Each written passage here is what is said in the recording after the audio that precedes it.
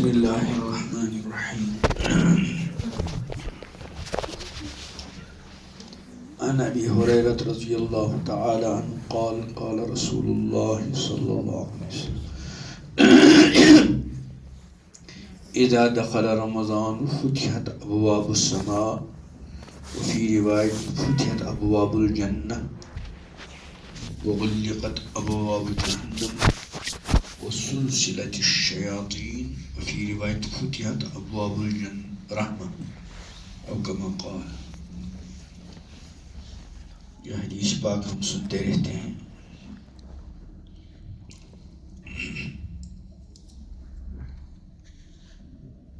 صرف یاد دہانی مقصود ہوتی ہے. اب چونکہ رمضان مبارک کا مقدس مہینہ آنے والا یہ انشاءاللہ اللہ تعالی ہم سب کو صحت و عافیت کے ساتھ اور روزوں کے ساتھ تراویح کے ساتھ قرآن پڑھنے اور پڑھانے کے ساتھ اعمال صالحہ کے ساتھ اور تقوی اور پرہیزگاری کے ساتھ رمضان مبارک کا یہ مقدس مہینہ گزارنا نصیب کرے ہمیں بھی، ہم سب کے گھر والوں کو اور پوری امت کو. ابھی اللہ ہی بہتر جانتا ہے.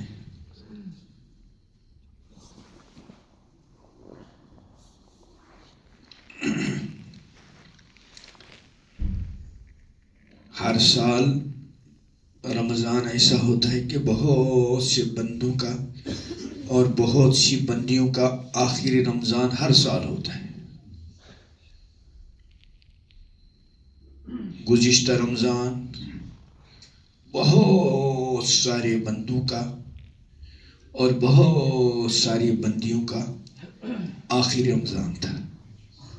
اللہ تعالیٰ ان سب کی مغفرت کرے، ان کی کوتاہیوں کو معاف کرے، ان کے درجات کو بلند کرے.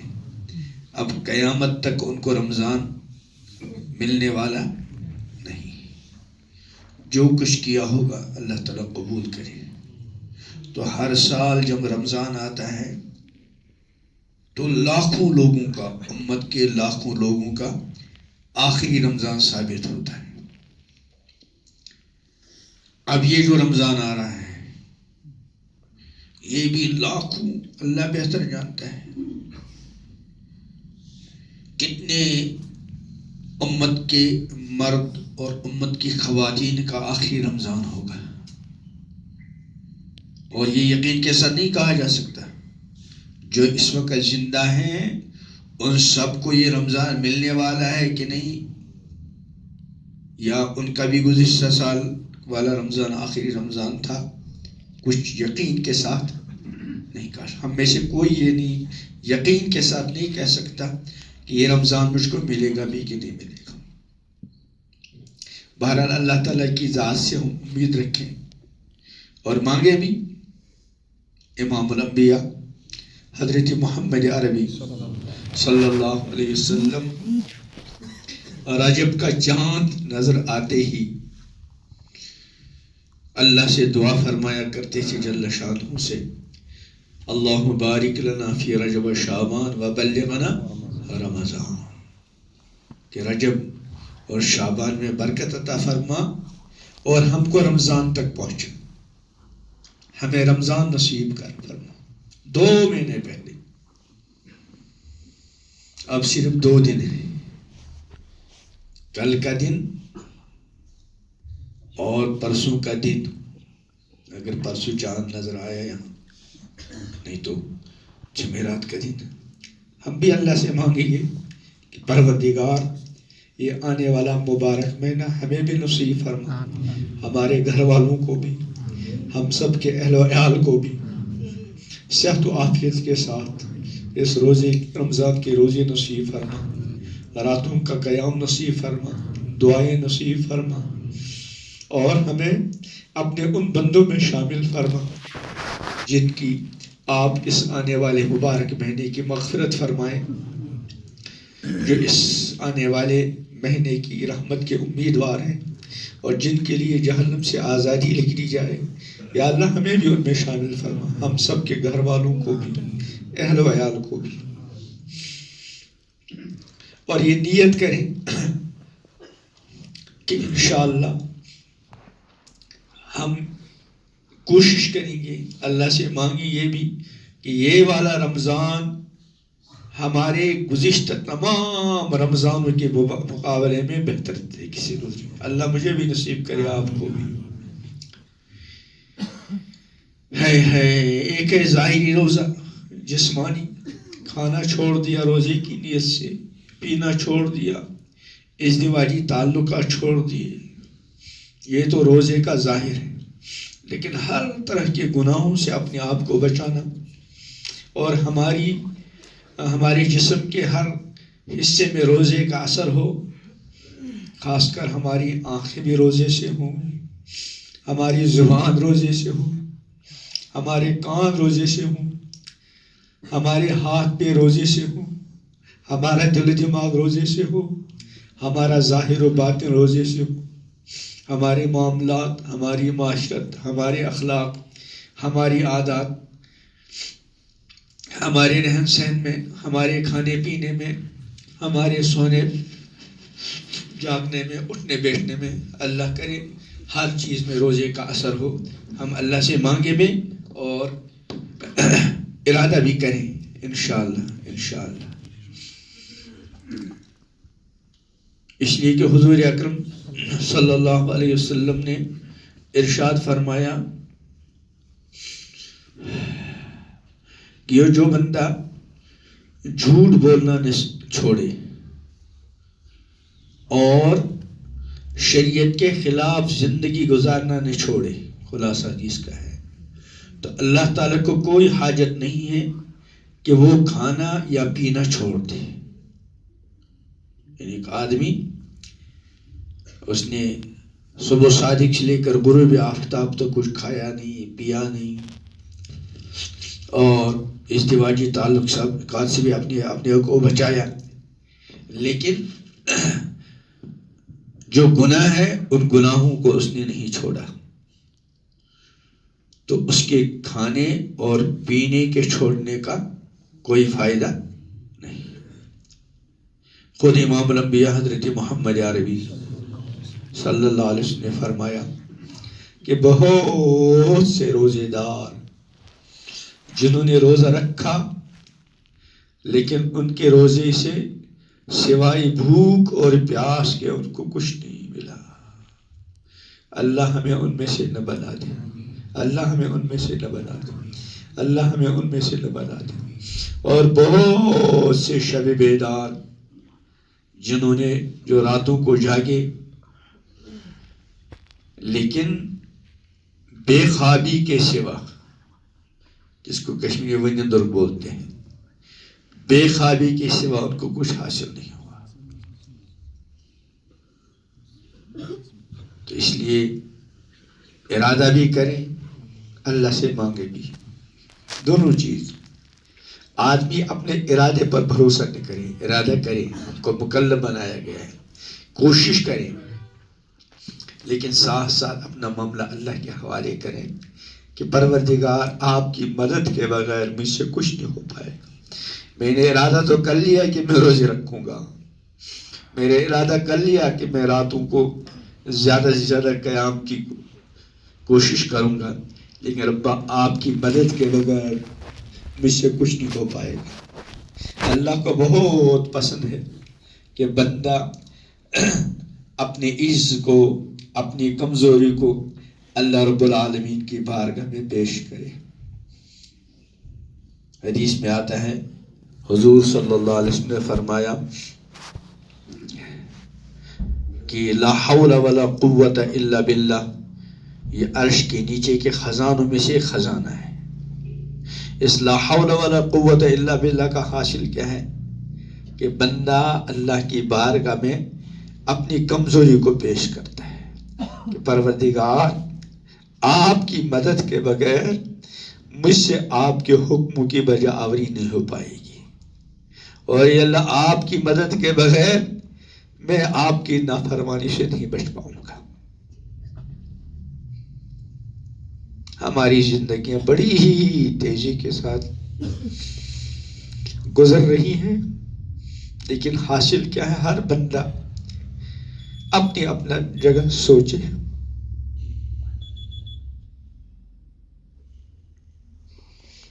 ہماری زندگیوں کا حاصل کیا ہے؟ اللہ میرے جرموں کو بھی معاف کر دے، آپ کے جرموں کو بھی معاف کر دے. سال بھر ہمارا کس کا کیا حال ہوتا ہے، ہر بندہ اپنے اس بارے میں دوسروں کے مقابلے میں زیادہ جانتا ہے. اب یہ رمضان مبارک کا مہینہ اللہ پاک عطا کرے، اس کا ہم بھرپور فائدہ اٹھائیں، بھرپور فائدہ اٹھائیں. اور روزے کا جو حاصل قرآن پاک نے بیان کیا، یا ایھا الذین آمنوا کتب علیکم الصیام کما کتب علی الذین من قبلکم لعلکم تتقون. تو روزے کا فائدہ کیا ہے؟ مقصد تقوی. میں کبھی کبھی یہ بات عرض کیا کرتا ہوں کہ مفکر اسلام حضرت مولانا سید ابو الحسن علی ندوی رحمۃ اللہ علیہ کا ایک ارشاد کہیں پڑھا تھا کہ روزے دو طرح کے ہیں. ایک روزہ صبح صادق سے شروع ہو کر غروب آفتاب تک اس کا وقت ہے، اور دوسرا روزہ وہ بڑا لمبا روزہ ہے. وہ روزہ شروع ہوتا ہے جب انسان نے شعور کی زندگی شروع کی، انسان بالغ ہو گیا، شریعت کا مکلف ہو گیا، اب اس کا لمبا روزہ شروع ہو گیا. اور یہ روزہ اختتام کو پہنچتا ہے موت کے وقت. یہ جو رمضان کا روزہ ہے اور یہ اصطلاحی روزہ ہے، اس کی خصوصی صرف 3 چیزوں کا چھوڑنا ہے: کھانا دن میں، پینا دن میں، ازدواجی تعلقات دن میں. اور اس روزے کا اصل مقصد اس لمبے روزے کی اپنے اندر صلاحیت پیدا کرنا، اور وہ یہ تقوی. تو اللہ سے مانگنا بھی ہے اور ارادہ بھی کرنا ہے، اور یہ بھی ارادہ کرنا ہے کہ انشاءاللہ ثم انشاءاللہ یہ والا رمضان میں گزشتہ رمضانوں کے مقابلے میں بہتر طریقے سے گزاروں گا. دوسری بات ہے رمضان کی راتیں، بڑی مقدس راتیں ہیں. زندگی بھر ہم سوتے رہتے ہیں. اول تو مومن بندے کی شان قرآن نے جو بیان کی اس میں ایک یہ بھی ہے، قلیلا من اللیل ما یہجعون. اس کا ایک مطلب تو یہ ہے کہ رات کے کم حصے میں وہ سوتے ہیں، اور دوسری تفسیر ہے کہ رات کے کچھ حصے میں وہ سوتے نہیں. مطلب کیا ہے کہ ساری رات سوئے نہیں رہتے، بلکہ کچھ رات کو وہ قیام بھی کرتے ہیں. جیسے اللہ پاک نے امام الانبیاء حضرت محمد عربی صلی اللہ علیہ وسلم کو حکم دیا، یا ایھا المزمل قم اللیل الا قلیلا نصفہ او انقص منہ قلیلا او زد علیہ ورتل القرآن ترتیلا. پھر آگے آپ کی شان بھی بیان کی کہ ان ربک یعلم انک تقوم ادنی من ثلثی اللیل ونصفہ وثلثہ وطائفۃ من الذین معک، کہ آپ کا رب جانتا ہے، اللہ اکبر، کہ انک تقوم ادنی من ثلثی اللیل، آپ کھڑے رہتے ہیں نماز میں، قیام کرتے ہیں 2/3 راتوں سے کم. ادنی من ثلثی ونصفہ، یا آدھی رات، یا آدھی رات 1/3. وطائفۃ من الذین معک، اور ایک جماعت ان لوگوں میں سے بھی، یعنی صحابہ رضوان اللہ تعالی علیہم اجمعین. یہ پوری صرف رمضان کا معمول نہیں. امام الانبیاء حضرت محمد عربی صلی اللہ تعالی علیہ وسلم اتنا لمبا قیام فرماتے تھے کہ آپ کے پائے مبارکہ پر ورم آ جاتا تھا. ام المومنین عائشہ صدیقہ رضی اللہ تعالی عنہ نے غالب نے عرض کیا کسی نے کہ اللہ کے رسول آپ اتنی کی مشقت اٹھاتے ہیں، اللہ نے آپ کا اگلا پچھلا سب معاف کیا ہے، حالانکہ حضرات انبیاء کرام علیہ السلام وہ معصوم ہوتے ہیں، ان سے گناہ نہیں ہوتا۔ مزید تسلی کے لیے اللہ نے کیا فرمایا؟ لیغفر لک اللہ ما تقدم من ذنبک وما تأخر، کہ اگلا پچھلا سب اللہ معاف کرے آپ۔ لیکن اس کے باوجود راتوں کو لمبا قیام، پاؤں مبارک پر ورم آ جاتا تھا بعض مرتبہ۔ تو جب عرض کیا گیا تو آپ نے فرمایا افلا اکون عبدا شکورا، کیا میں اللہ کا شکر گزار بندہ نہ بنوں؟ تو اس لیے ہمیں کوشش تو یہ چاہیے، اللہ ہم سب کو نصیب کرے کہ ہم رمضان کے علاوہ بھی اپنی زندگی کا معمول بنائیں رات کے آخری تہائی میں اٹھنے کا۔ اللہ مجھے بھی عطا کرے، آپ کو بھی، اور ہماری سستیوں کو، غفلتوں کو دور کرے۔ حدیث میں آتا ہے جب رات کا آخری تہائی ہوتا ہے تو اللہ تعالیٰ اپنی شان کے مطابق آسمانی دنیا پر نزول فرماتے ہیں، اور اللہ کی طرف سے ندا ہوتی ہے کوئی مانگنے والا اسے عطا کروں، ہے کوئی گناہوں کی معافی چاہنے والا اسے معاف کروں، ہے کوئی توبہ کرنے والا کہ اس کی توبہ قبول کروں۔ تو عام دنوں میں بھی چاہیے، اور رمضان کی تو اپنی الگ شان۔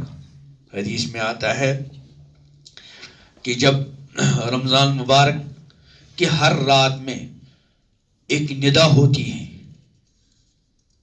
کہ یا باغی الخیر اقبل و یا باغی الشر اقصر، مطلب اس کا خلاصہ یہ ہے کہ اے خیر کے طالب آگے بڑھ، اور اے شر اور برائی میں مبتلا پیچھے ہٹ، واپس آ جا۔ تو اس لیے ایک تو ہم کوشش کریں، اب الحمدللہ معمول بن گئے مدارس کی برکت سے، اکثر جگہ قرآنی تراویح ہوتی ہے تو وہاں تراویح پڑھے، بلکہ جہاں اچھے سے اچھا قرآن پڑھا جاتا ہو۔ اور اب تو ماشاءاللہ معمول بنتا جا رہا ہے، بہت سارے نوجوان، بزرگ، چھوٹے بچے بھی جہاں 10 دن میں، 8 دن میں، 7 دن میں قرآن مقدس مکمل ہوتا ہے، تو پورے رمضان اسی طرح۔ اللہ ہم کو بھی ان لوگوں میں شامل فرمائے۔ ایک تو تراویح اطمینان کے ساتھ، سکون کے ساتھ، اور دوسرے صبح ہم اٹھتے ہیں عام طور پر سحری کھانے کے لیے، وضو کر لیا، پھر جلدی جلدی چند رکعتیں پڑھ لی، ہے یہ بھی غنیمت۔ لیکن اصل یہ ہے کہ ہم صرف سحری کھانے کے لیے نہ اٹھیں، سحری کھانا وہ بھی سنت ہے، لیکن ہم اس لیے اٹھیں کہ مجھے زیادہ سے زیادہ نماز پڑھنی ہے اور اللہ کی بارگاہ میں توبہ کرنی ہے، اللہ سے مانگنا ہے، اور پھر سحری بھی کھانی ہے۔ یعنی ہوتا کیا ہے کہ اصل تو ہم سحری کے لیے اٹھتے ہیں، ضمناً کچھ رکعتیں پڑھ بھی لیتے ہیں، حالانکہ چاہیے یہ کہ ہم اصل تو نماز اور دعا کے لیے اٹھیں، سحری ضمناً کھائیں۔ جب اس نیت کے ساتھ اٹھیں گے تو انشاءاللہ سویرے اٹھیں گے۔ اور ویسے بھی اللہ کی رحمت ہے کہ اب ماشاءاللہ رات بڑی ہے، اور رمضان دن بہ دن چھوٹے دنوں کی طرف، سردیوں کی طرف آ رہا ہے، رات ماشاءاللہ لمبی ہے۔ ہم نے تو اکثر لوگوں نے وہ رمضان بھی اللہ کے فضل سے گزارے جس میں رات بالکل مختصر اور دن ماشاءاللہ اچھا خاصا ہوتا، تو اس کی اپنی شان ہے۔ وہ لمبے روزے، اب وہ لمبے روزے تو ہے ہی نہیں، آج روزے چھوٹے ہیں لیکن رات لمبی ہے، اللہ سے آہوزاری کرنے کا بہت اچھا موقع ہے۔ مجھے یاد ہے ہم رمضان میں جب آخری عشرہ یہاں اعتکاف جب ہوتا ہے تو میری عادت ہے، اپنے ساتھیوں سے بھی گزارش کرتا ہوں کہ رات کے اندر کچھ نہ کچھ سویا کریں۔ پوری رات جاگنا بعض مرتبہ صحت کے لیے مضر ہوتے ہیں بعض باہمت لوگ، لیکن بعض مرتبہ صحت پر اثر پڑتا ہے۔ تو کئی رمضان ایسے ہو گئے کہ ہمیں رات کو آدھا گھنٹہ سونے کا موقع ملتا تھا، کیونکہ ہم رات تراویح کو آخری عشرے میں اکثر حضرات ہیں، جوان ہیں جو آتے ہیں، 2 حصوں میں تقسیم کرتے تھے. شروع میں 10-12 رکعتیں پڑھتے تھے، پھر آدھا پون گھنٹہ لیٹتے تھے، اور پھر اٹھ کر باقی 8 رکعتیں جتنی باقی رہتی تھی آدھا گھنٹہ ملتا تھا، 15-20 منٹ بھی بعض مرتبہ. اب تو اس کے باوجود 2-3 گھنٹے بیچ کے مل سکتے ہیں. البتہ آرام میں آدمی کمی نہ کرے، کم از کم 6 گھنٹے آدمی سوئے، کیونکہ ہمارا جسم ہے اللہ کا بنایا ہوا ہے. اللہ نے اس کے لیے سونے کو بھی اس کی ضرورت رکھا ہے. خدا اللہ فرمایا جعلنا نومکم سباتا. اس لیے جب میرے پاس کوئی کہا تھا کہ مجھے اعتکاف کرنا ہے، مجھے کچھ نصیحت کرو یا کچھ پڑھنے کے لیے بتا، تو میں ان کو ایک نصیحت یہ کرتا ہوں کہ پوری رات مت جاگنا. بعض مرتبہ پوری رات جاگتے ہیں، اس کے بعد کبھی اس کا اثر دماغ پر بھی پڑتا ہے، تو ایسا نہیں چاہیے. پہلے بزرگوں کے حالات کچھ اور ہوتے تھے. امام غزالی رحمۃ اللہ علیہ کی کتابیں ہیں، حضرت تھانوی رحمۃ اللہ ان کے بہت قائل ہیں، بلکہ تبلیغین کا حضرت تھانوی نے اس کا ترجمہ کروایا ہے. تو اس میں حضرت تھانوی فرماتے ہیں کہ سونے کے سلسلے میں اور کھانے کے سلسلے میں اس پر عمل نہیں کیا جائے. اس میں لکھتے ہیں 4 چیزیں ہیں مجاہدے کے لیے: قلت طعام، قلت منام، قلت کلام، قلت اختلاط مال انام. پہلے بزرگوں کا یہ طریقہ تھا، کم سونا، کم کھانا، کم بولنا اور کم ملنا جلنا. لیکن حضرت تھانوی فرمائی جو کم کھانا اور کم سونا، آج کل اس پر عمل نہ ہو چونکہ قوہ کمزور ہے. پہلے زمانے میں معمولی چیز پر گزارا کرتے تھے. اس لیے سونے میں اتنی کمی نہ کرے آدمی کہ صحت متاثر ہو، کھانے پینے میں اتنی کمی نہ کرے کہ صحت متاثر ہو. یہ عام دنوں کا بھی معمول ہے. تو بہرحال ایک تو رات کو ایسی جگہ تراویح پڑھیں جہاں قرآن زیادہ سے زیادہ پڑھا جاتا ہو، اور دوسرے صبح کو جب اٹھیں تو ذرا سویرے اٹھیں، سحری سے 2 گھنٹے 2.5 گھنٹے 3 گھنٹے جس کی جتنی ہمت ہو نماز پڑھیں، اللہ سے مانگیں، اور شروع ہی سے شب قدر کی تلاش. بعض علماء کے نزدیک شب قدر پورے رمضان میں گھومتی رہتی ہے. جس نے تراویح پابندی سے پڑھی رمضان میں اور تہجد کے وقت سویرے اٹھا پورے مہینے، تو شب قدر کی کچھ نہ کچھ فضیلت اس کو انشاءاللہ مل جائے گی. وہ الگ ہے کہ بعض روایت میں آخری عشرے میں، پھر طاق راتوں میں، پھر 27ویں شب کی، اس کا بھی اہتمام کرے. لیکن پورے رمضان کوشش کریں ہم زیادہ سے زیادہ نمازیں پڑھیں اور زیادہ سے زیادہ ہم تلاوت کریں، اللہ سے مانگیں. پھر رمضان اور قرآن کا آپس میں جوڑ ہے. حدیث میں آتا ہے قرآن اور رمضان یہ سفارش کریں گے بندے کے لیے. اس لیے عام دنوں میں بھی قرآن پاک کی تلاوت کی عادت بنانی چاہیے، اور رمضان میں تلاوت کا خاص اہتمام ہونا چاہیے.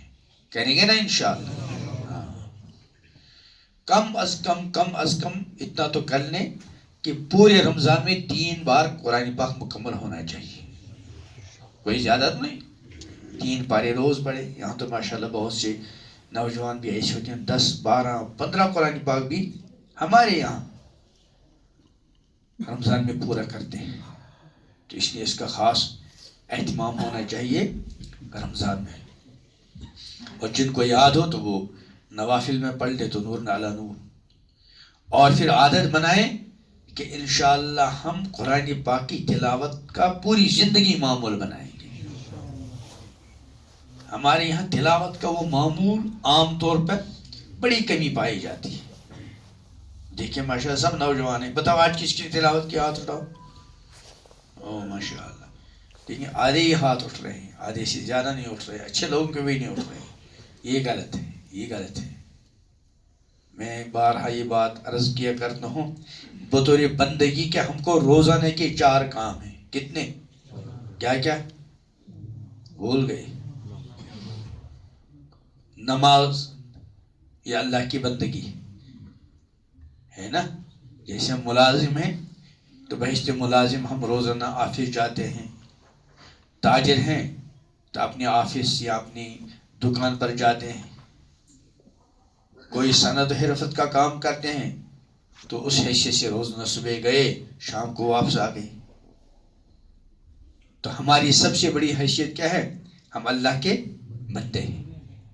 اس بندگی کی حیثیت سے ہم کو 4 کام روزانہ کرنے ہیں. نمبر 1، 5 وقت کی نماز تو کم سے کم. 5 وقت کی نماز کے بغیر بندہ نام کا بندہ تو ہے، کام کا بندہ نہیں. بھائی نام کے بندے تو ہم سب ہیں، ہے نہیں، لیکن کام کا بندہ کب بنتا ہے بندہ انسان؟ جب بندگی والے کام کرے. ویسے ہماری پوری زندگی بندگی ہے، لیکن خاص بندگی کے 4 کام ہیں. نمبر 1 نماز 5 وقت کی، دھیان کے ساتھ، اطمینان کے ساتھ. میں اکثر اس کا میں نے مشاہدہ کیا، جو نماز پڑھنے والے بھی بہت سے ہوتے ہیں، نماز میں بڑی جلد بازی. اور اس کا مشاہدہ عام طور پر ہوتا ہے جب یعنی مجھے جو بار بار مشاہدہ ہوا، جب کہیں رکعت چھوٹ جاتی ہے کئی لوگوں کی. اب ایک بندے نے سبحانک اللہم شروع کی، جب امام سلام پھیرے تو جس کی رکعت چھوٹی ہو وہ جب کھڑا ہوگا اس کو سب سے پہلے کیا پڑھنا ہے؟ سلام، سبحانک اللہم، پھر تعوذ، اعوذ باللہ، بسم اللہ، الحمد شریف اور سورت یا کچھ آیتیں. لیکن بارہا تئی تو ایک بندہ بھی سبحانک اللہم پڑھ رہا، دوسرا رکوع میں چلا گیا. یہ نماز کے ساتھ بہت زیادتی ہے. ہم میں سے کون دعویٰ کر سکتے ہیں ہم نماز کا حق ادا کریں؟ وہ تو کوئی نہیں کر سکتا. البتہ جتنا ہمارے اختیار میں ہے اتنا تو کرنا چاہیے. یعنی اطمینان کے ساتھ نماز پڑھنا یہ اختیاری ہے غیر اختیاری ہے؟ دیکھیے ایک ہے نماز میں دل لگنا، ایک ہے دل لگانا.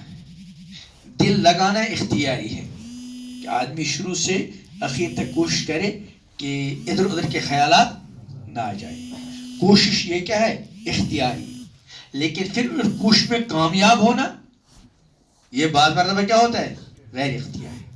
لیکن جب بندہ وہ کرتا ہے جو اس کے بس میں ہے، اللہ عالم الغیب والشہادہ، وہ جانتے ہیں کہ میرے بندے نے اچھی طرح وضو کیا، یہ وقت پر مسجد میں آیا، اس نے نماز پڑھ لی، اس کا ارادہ تھا شروع سے اخیر تک خشوع خضوع دھیان کے ساتھ، لیکن بیچ میں بندے کے دھیان ادھر چلا گیا، وہ بندے کے اختیار میں نہیں.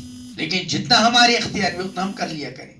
حضور علیہ السلام صلی اللہ علیہ وسلم، آپ کی نماز، آپ کا وضو، اللہ اکبر. پھر بھی حضور صلی اللہ علیہ وسلم مانگتے ہیں اللہم انی اسألک تمام الوضو و تمام الصلاة و تمام رضوانک و تمام مغفرتک.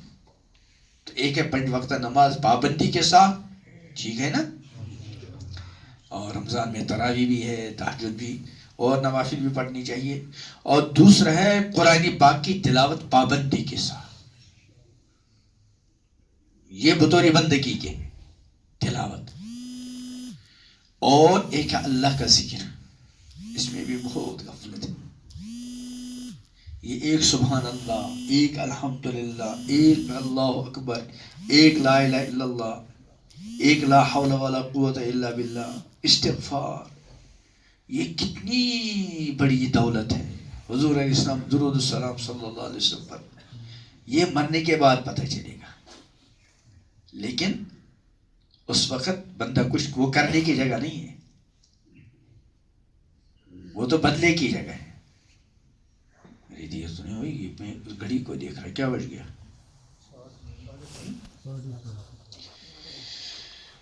نماز 8 بجے, ہاں 8 بجے. تو تلاوت اور ذکر اور نماز اور اللہ سے مانگنا ہے ہمیشہ, اور خاص کر رمضان مبارک کا مہینہ یہ خاص مانگنے کا مہینہ. افطاری کے وقت افطاری سے پہلے مانگے, تہجد کے وقت مانگے, رات دن میں جب چاہیں مانگے.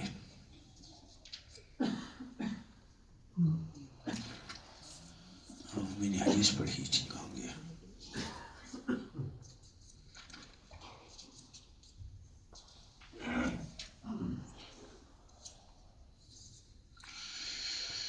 ترجمہ حضرت ابو ہریرہ رضی اللہ عنہ سے روایت ہے کہ رحمت دو عالم صلی اللہ علیہ وسلم نے ارشاد فرمایا, جب رمضان آتا ہے تو آسمان کے دروازے کھول دیے جاتے ہیں, اور ایک روایت میں جنت کے دروازے کھول دیے جاتے ہیں, اور دوزخ کے دروازے بند کر دیے جاتے ہیں, اور شیاطین سرکش شیاطین جکڑ دیے جاتے ہیں. اور ایک روایت میں بجائے ابواب جنت کے ابواب رحمت کھول دیے جانے کا ذکر ہے. تو اس کا ہم فائدہ اٹھائیں سب کے سب, اللہ تعالیٰ سب کو فائدہ اٹھانے کی توفیق دے. ایک اور حدیث ہے, ابو ہریرہ فرماتے ہیں رضی اللہ عنہ, حضور علیہ السلام نے فرمایا, من صام رمضان ایمانا و احتسابا غفر له ما تقدم من ذنبه, کہ جس نے رمضان کے روزے رکھے ایمان, اخلاص اور حصول ثواب کی نیت سے, جس نے رمضان کے روزے رکھے ایمان, اخلاص اور حصول ثواب کی, اس کے گزشتہ تمام گناہ معاف کر دیے جاتے ہیں. اللہ ہم سب کے بھی گناہ معاف کرتے ہیں. گناہوں کی مغفرت بہت بڑی چیز ہے, بہت بڑی چیز ہے. اور ایک روایت میں ہے من قام رمضان, یہ تو من ساما ایک کیا ہے, جو کھڑا رہا تراویح کی نماز کے لیے اور رات کی نماز کے لیے عام طور پر قیام کا لفظ ہے. من قام رمضان, جو کھڑا رہا رمضان میں. اس کھڑے رہنے سے کیا مراد ہے؟ نماز. اور نماز میں رکوع بھی, سجدہ بھی, قیام بھی. لیکن یہاں نماز کو قیام سے تعبیر کیوں کیا؟ اس لیے کہ اس میں زیادہ اہم جو ہے قیام, کیونکہ قرآن کہاں پڑھا جاتا ہے, تو اس لیے لمبی نماز ہو.